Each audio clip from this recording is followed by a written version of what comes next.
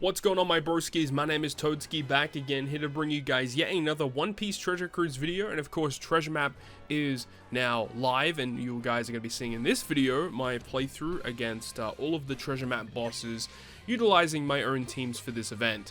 So this first team, of course, is going to be utilizing the friend captain of Buggy. We're also going to be using Blackbeard as our main captain. Main reason for that is because he has the ability to provide a chain lock or a chain boundary, which is going to be kind of vital for the final stage due to the chain attack down that does occur.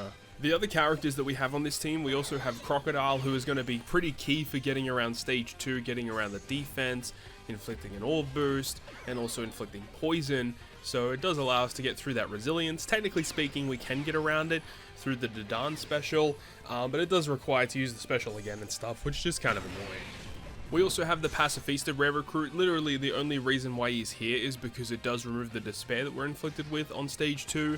And then when we reach the final stage, we have the Buggy and all of his effects, which kind of carry pretty hard in this intrusion boss battle. And then we also have Blackbeard, as I said, to give you the chain boundary. And then finally S-Shark, his whole role there is to provide us the ability to change the character slots in the bottom row to Super Bomb, enabling us to get through the barrier that the enemy S-Shark has. And that's pretty much it. So if you have the Buggy as the friend captain, he carries most of the stuff on stage 3, and you do need some kind of chain boundary kind of ability. And then once you get past stage 2, the final stage is actually quite simple.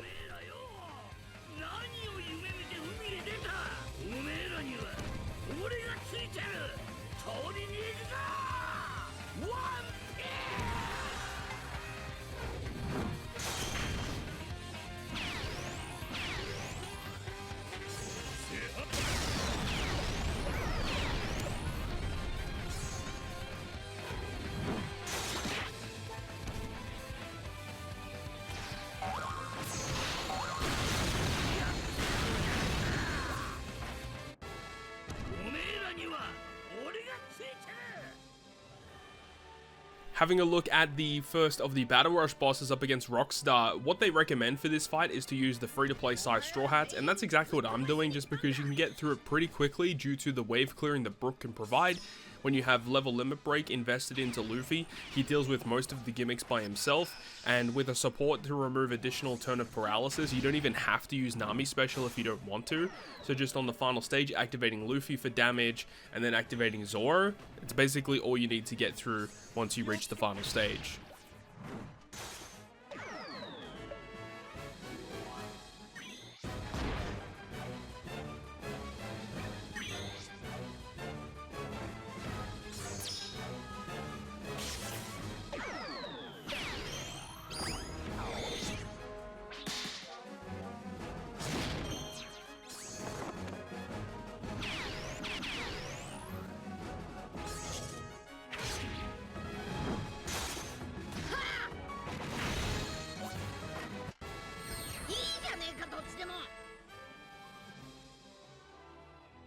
Our second Battle Rush boss is up against Yasop. We're going to be using Daifuku as our wave clearer for this stage, for stage 1 and stage 2, and it actually works very efficiently. We do have the Piranha support just to give him some additional statistics, and it does work out quite well. When we're going to be using Carrot as our main captain here to ignore the enemy's damage threshold that they have. If you don't want to do that, you can use the free-to-play Sakazuki, which can remove that damage threshold, but it does require you to use his special twice, I do believe, which is kind of annoying. So we're going to be using Carrot to just get through this very quickly. And we also have the Bath Time Luffy, which can generate some matching slots and also give us an attack boost, whilst Carrot provides an orb boost, gives us more than enough damage to take down Yasop.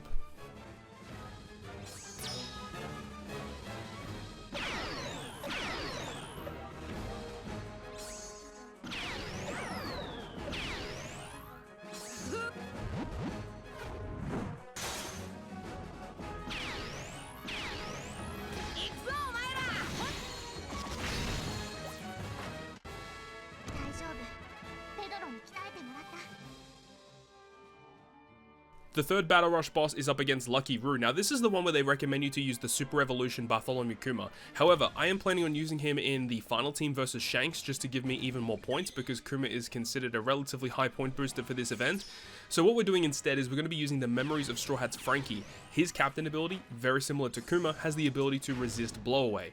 Now, one reason why Kuma is very, very good for this content is because when you actually kill Lucky Roo, he revives, does a 90% health cut, and basically negates most damage against him.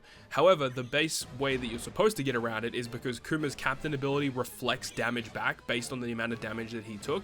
Because he cuts your health by 90%, Kuma's captain ability basically kills him on the revive. So what we're doing instead is that we have the ambush garb. When we kill him, we can just use the ambush garb special, and then we can get the dub.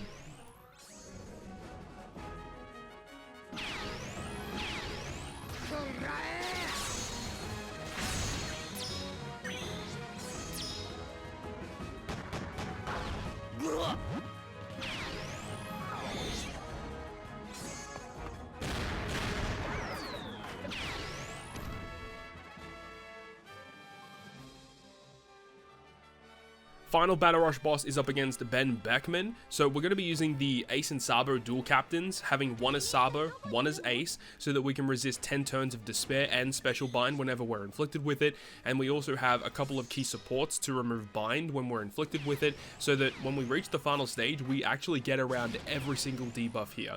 We do have the support of Roger on Ace and Sabo just to give -1 turn of cooldown to ensure that he is ready when we reach the final boss stage. When we reach the last stage, we can just activate the switch ability of Ace and Sabo, use their special, and then kill. So a very, very fast 4th Battle Rush boss. We haven't seen a Battle Rush in terms of like the 4th level Battle Rush boss be this quick in a very long time. This team works very well, and I'm not expecting to change it anytime soon.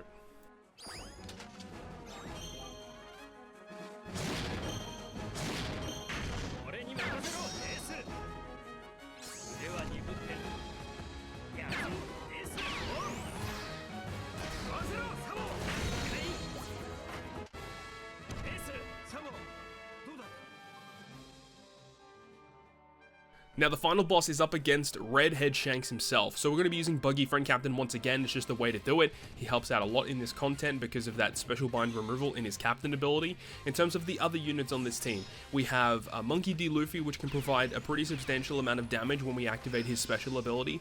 Kuma also can provide some pretty good damage with that color affinity boost, considering most of the team is going to be strength focused.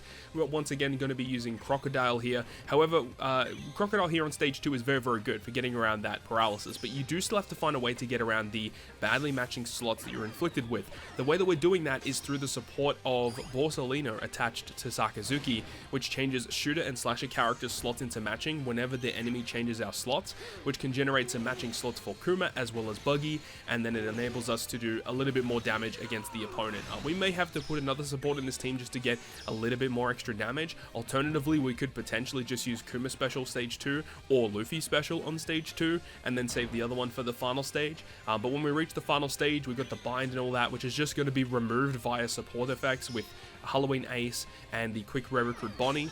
And because the special reverse, it doesn't really cause that much of an issue for us because we have Sakazuki.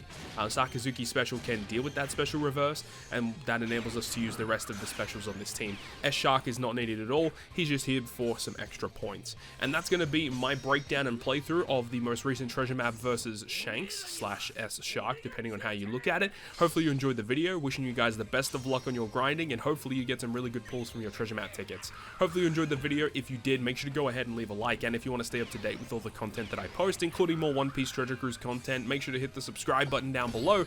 On that, guys, I'll see you guys within the next video.